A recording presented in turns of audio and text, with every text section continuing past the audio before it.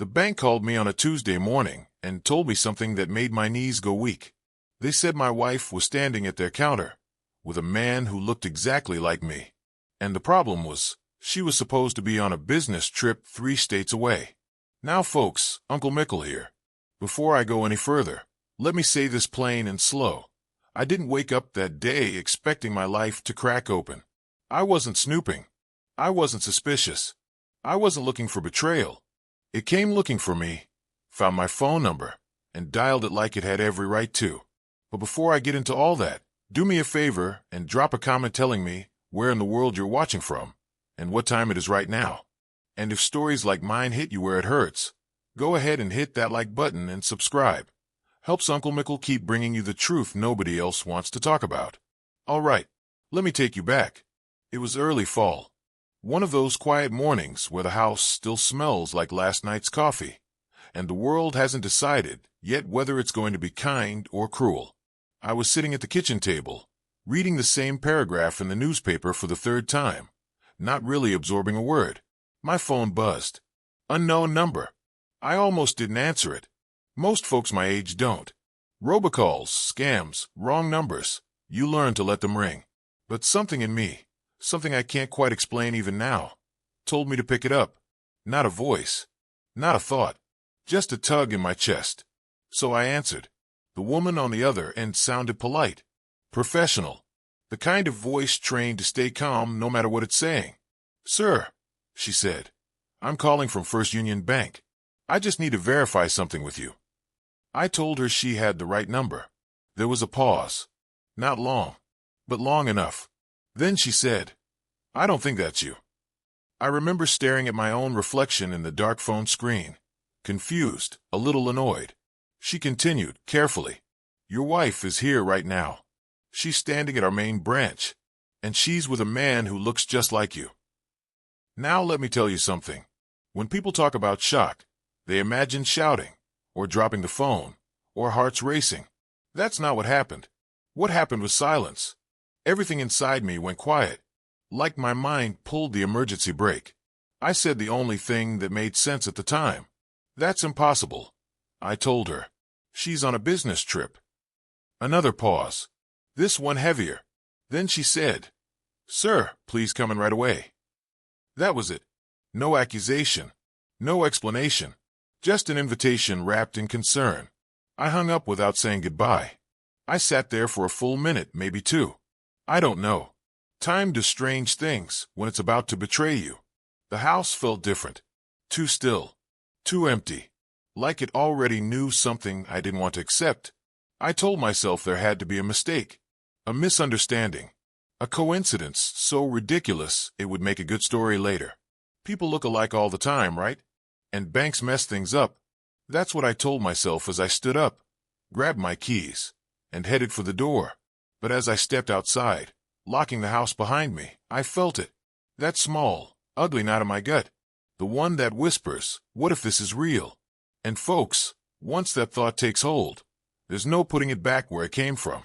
I got in my car, and I drove toward the bank, not knowing that by the time I walked back out of that building, the man who walked in would be gone for good. By the time I pulled into the bank parking lot, my hands were steady on the wheel, but my mind was doing that thing it does when it doesn't want to face the truth. It starts bargaining. It starts inventing reasonable stories, so you don't have to feel the unreasonable pain. So I didn't go inside right away. I sat there for a minute and let myself rewind to what life looked like before that phone call. Because the strange part is, when something shatters, your brain scrambles for the before, like it's proof the after can't be real. My wife's name was Sarah. We'd been married 12 years, together almost 15. I met her in my mid-30s, late enough to know what I didn't want, old enough to value peace over fireworks. Sarah had this steady way about her. Not loud, not dramatic. The kind of woman who could walk into a room and lower the temperature just by being calm. We weren't one of those couples posting matching outfits and anniversary tributes online. We were quieter than that. We lived in a modest home on a decent street. We hosted cookouts in the summer, paid our bills, took weekend drives, argued about dumb things like whether the dishwasher should be loaded my way or the right way. which was always her way. And I'll tell you something plain, folks. I loved that life. I worked as a project manager for a regional construction company. Nothing glamorous, but it kept food on the table and a little savings in the bank. Sarah worked in accounting for a medical supply distributor. She was good at what she did. Numbers came easy to her. She liked order, liked neat rows and balanced sheets. Looking back, that should have told me she was capable of balancing more than spreadsheets, but I didn't see it then. Most mornings ran the same. I'd wake up early, make coffee, pack my lunch. Sarah would come in behind me, hair still messy, wearing one of my old t-shirts like it belonged to her. She'd steal a sip of my coffee even though she had her own. Little rituals, little touches. Those things build trust the same way bricks build a house. One small piece at a time until you stop questioning whether the roof will hold. When she started traveling more for work, I didn't think much of it at first. It wasn't every week. Just once a month, then twice. A conference here, a client visit there. She'd come home tired, drop her suitcase by the door, and I'd rub her shoulders while she told me about hotel food and long meetings. I felt proud of her, honestly. We'd spent years climbing together. Watching her grow in her career felt like watching our whole life level up. Now, let me ask you something before I go further. Have you ever had that gut feeling that something was off, but you ignored it because you didn't want to believe it? Tell me in the comments. I want to know I'm not alone in this. Because if I'm being honest, there were moments. Not huge, obvious red flags. More like small weather changes. The kind you notice but don't mention because you don't want to sound paranoid. Sarah started keeping her phone face down more often. She said it was a habit from work meetings. She started taking calls in the garage because the reception was better. She bought a new perfume, said it was a free sample from a hotel, and she began using words that didn't sound like her. Little phrases that felt borrowed, like she'd picked them up from someone else's mouth. But none of that was enough to accuse the woman I loved. None of it was enough to blow up a marriage. So I did what most decent men do when they don't want to believe the worst. I explained it away. I told myself the phone thing was privacy. The garage calls were work stress. The perfume was just perfume. And the new phrases, well, people change. People grow. Right? The week of the business trip, Sarah packed more carefully than usual. She laid outfits on the bed, like she was planning a photo shoot instead of a work visit. When I teased her about it, she smiled. Quick, practiced. It's a big client, she said. I need to look sharp. She kissed me before she left. A normal kiss. Warm enough to pass as love. Short enough to avoid questions. At the door, she turned back and said, "Don't forget to move the money from checking to savings like we talked about." That was our rhythm too. Finances, planning, building. We'd been saving for a kitchen remodel. Maybe a trip out west the next summer. We weren't rich, but we were stable. And stability. Folks that can fool you into thinking you're safe. As I sat in that parking lot, staring at the bank's glass front doors, I kept hearing her voice from that morning. Don't forget to move the money. And that's when I noticed something that didn't fit. The bank had called me, not her. And they sounded concerned. I took a breath, opened my car door, and stepped out. Because whatever was happening in there, it had my name on it. And I was finally about to find out why. Walking into that bank felt like walking into a place I'd been 100 times before, but somehow didn't recognize anymore. Same polished floors. Same quiet hum of printers and low conversations. But my chest was tight, like the air inside didn't belong to me. I didn't rush. That's important. I didn't burst through the doors demanding answers.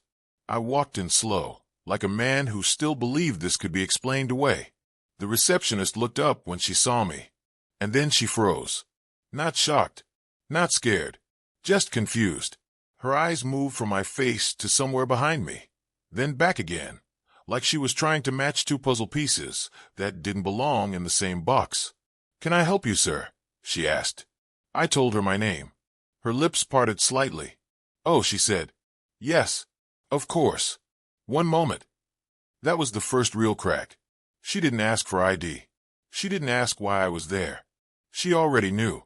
She disappeared through a side door, and I stood there pretending to read a brochure about mortgage rates while my heart started to pound hard enough that I could feel it in my ears. That's when I saw them. Not clearly at first. Just shapes through the glass walls of one of the private offices. A woman seated. A man standing beside her. His posture familiar in a way that made my stomach twist. I told myself I was projecting. The receptionist returned with a manager named Tom, mid-40s, neat tie, practiced smile that didn't quite reach his eyes. "Mr. Mickle," he said, extending his hand. "Thank you for coming in so quickly." I shook his hand, nodded. "You said there was an issue." He hesitated, just long enough to be noticeable. "Why don't we step into my office?" he said. As we walked, I passed that glass room again. The woman looked up. It was Sarah. She saw me. And folks, I wish I could tell you she looked shocked, or guilty, or relieved. But what crossed her face was something worse. Calculation. Her eyes flicked to the man beside her. And that's when I saw him clearly. He was wearing a jacket just like mine. Same build. Same haircut. Same salt and pepper beard I'd earned the hard way.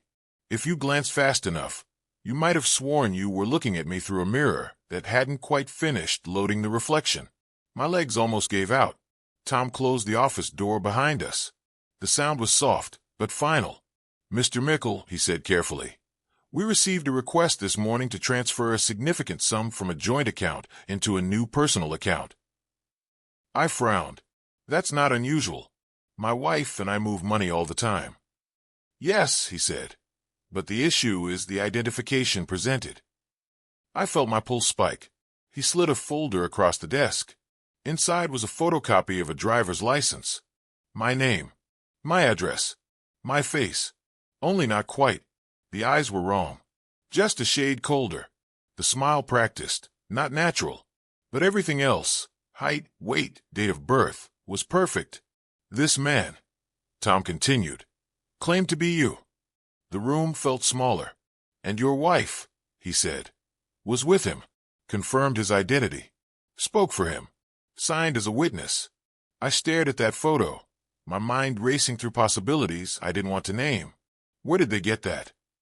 I asked. Tom exhaled. "That's what we're trying to understand." There was a knock on the door. "Come in," Tom said. The door opened, and Sarah stepped inside. She wouldn't look at me at first. When she did, her face was composed. "Calm. Too calm." "Michael," she said, using my full name like she was trying to ground herself. I stood up. "What the hell is going on?" She glanced at Tom. "Can we have a moment?" "No," Tom said gently. "I need to be present." Her jaw tightened. She turned back to me. "This isn't what it looks like." I let out a short, humorless laugh. "Then explain it." She hesitated again. "Too long." "The man you saw," she said slowly, "is a consultant. He helps with financial planning, identity protection. He suggested setting up safeguards." I couldn't help it. By pretending to be me? Her eyes flickered. It was temporary. That's when the man himself appeared in the doorway. Same face. Same posture. Different eyes. He smiled. "Michael," he said. "Good to finally meet you." Folks paused for a second. What would you have done in my position? Would you have confronted her right then? Or would you have waited and watched? Drop your answer below. I'm curious what you would have chosen. Because in that moment, every instinct I had was screaming. And I knew, deep down, this was only the beginning. I sat back down slowly. Not because I wanted to, but because my legs didn't trust me anymore. When your mind starts putting pieces together faster than your heart can handle, your body has a way of pulling the emergency brake. The man closed the door behind him and took a seat, without being invited. That told me everything I needed to know. Tom cleared his throat. "For the record," he said, "this meeting is being documented." Good, I thought. Let history write this down. The man introduced himself as David. Said it smoothly. Confident. Like he'd practiced saying it in mirrors that weren't his own. He explained that he was a financial strategist, specializing in asset protection for high net worth individuals. I almost laughed. We weren't high net worth. We were high trust. And that, I was starting to realize, was far more valuable and far easier to steal. David slid a tablet across the table. On it were documents.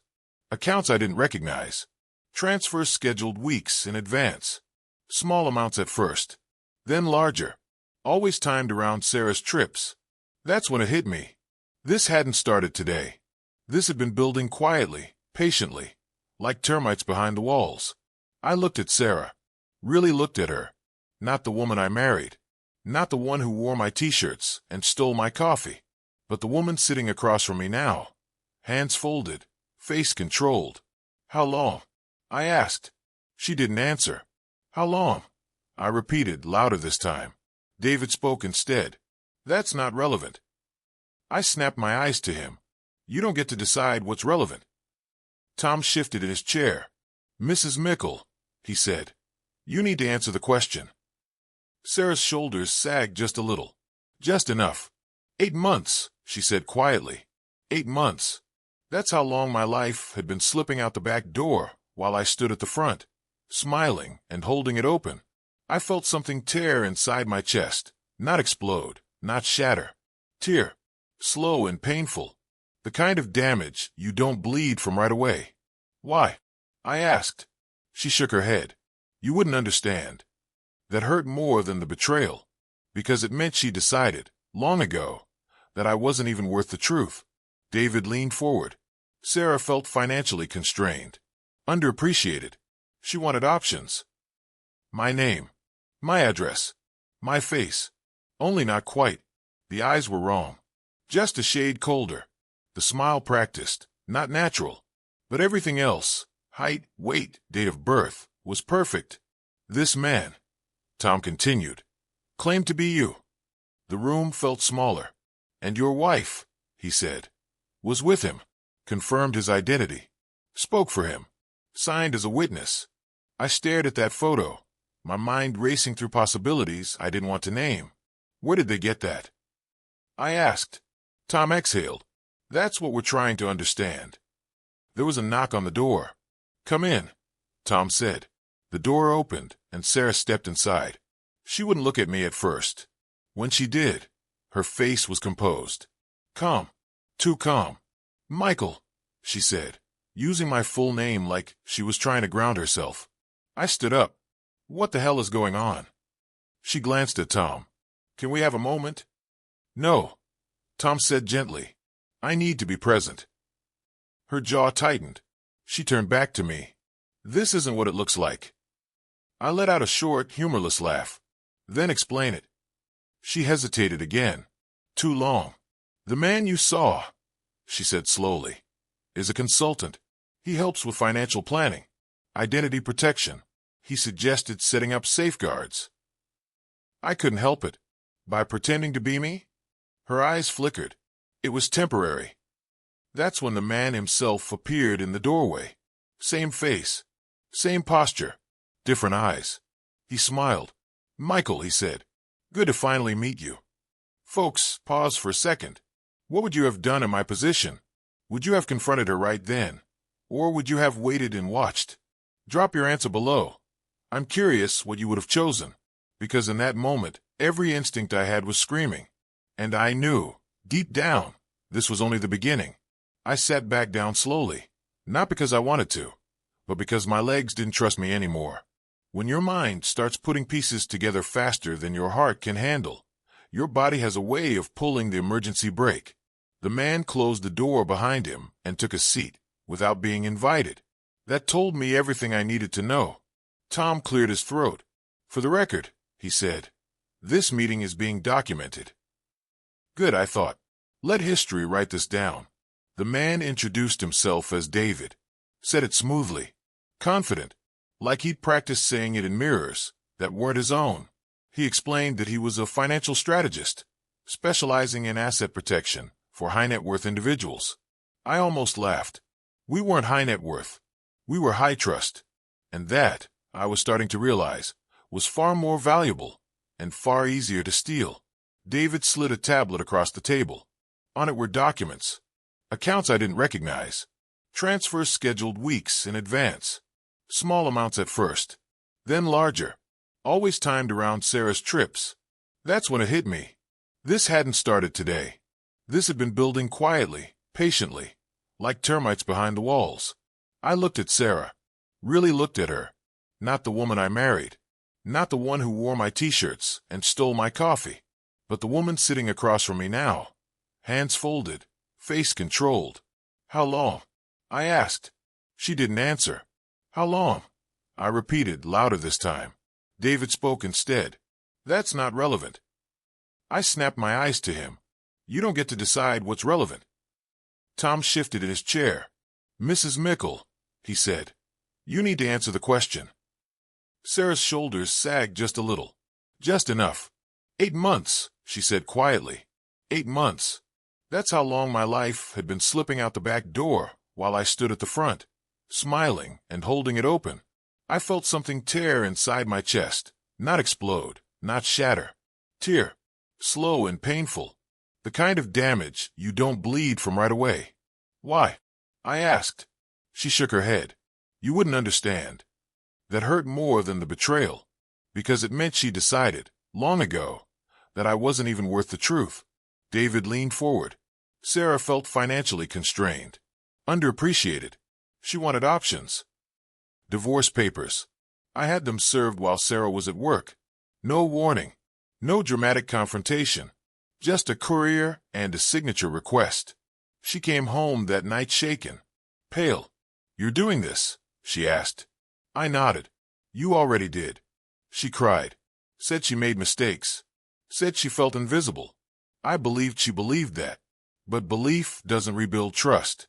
Here's where I made my choice. Now I want to know, do you believe in revenge, or do you believe in walking away? What's the right move when someone destroys your trust? Comment below.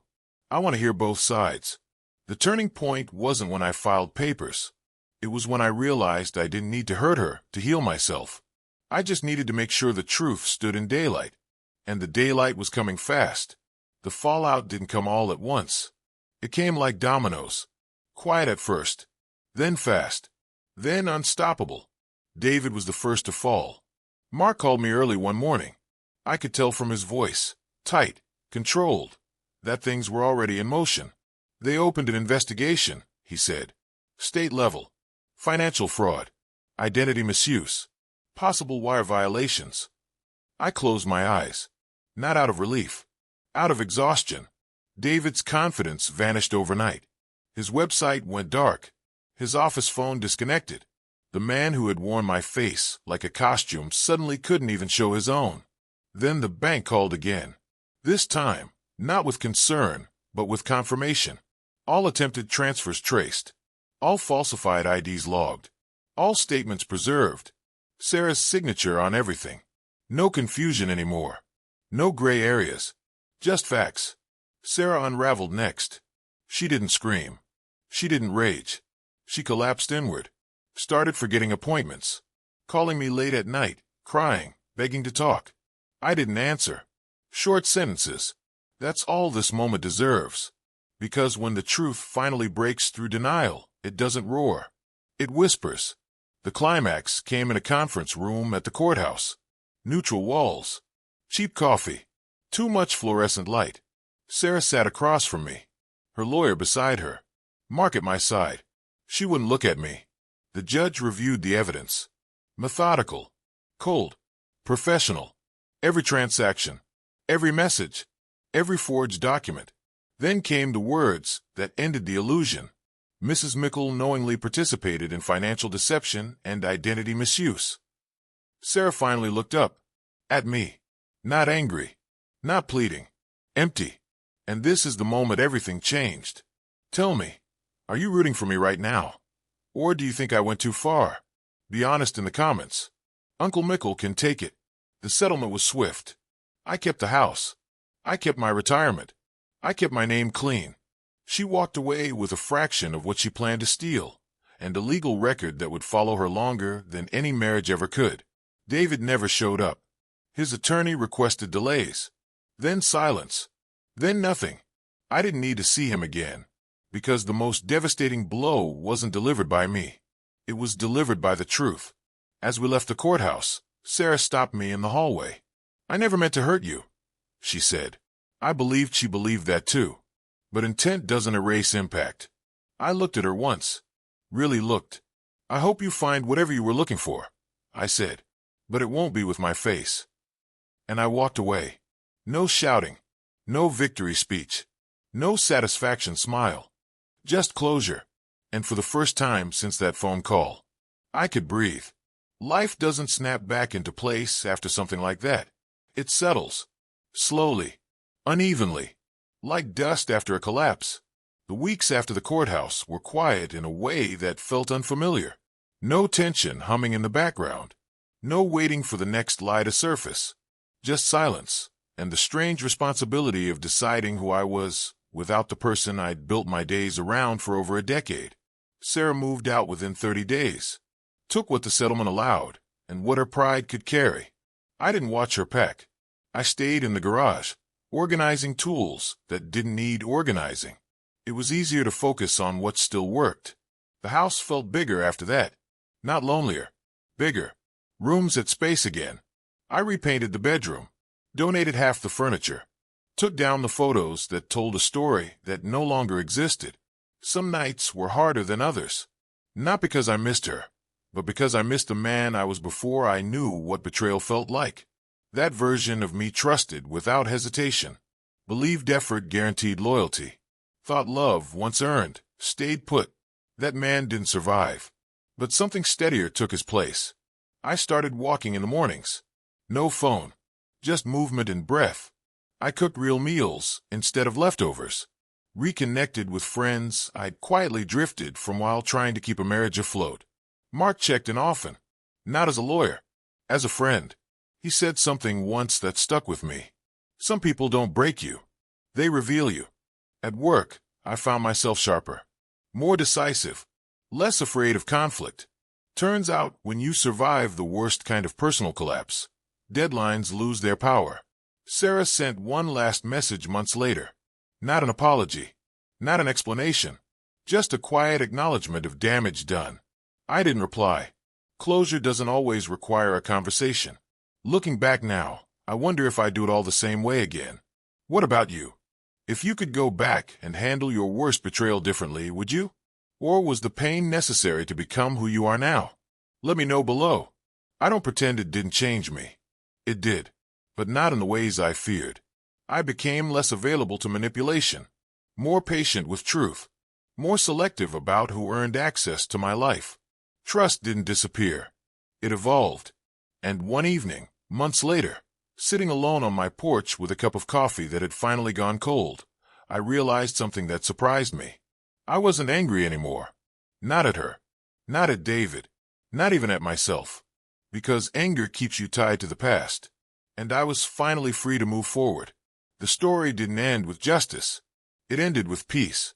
And that, folks, is harder to earn, but it lasts longer. There's a strange calm that comes after the storm has passed and the cleanup is done. Not happiness. Not relief. Just understanding. I used to think betrayal was something that happened to you. Like bad weather. Like wrong place, wrong time.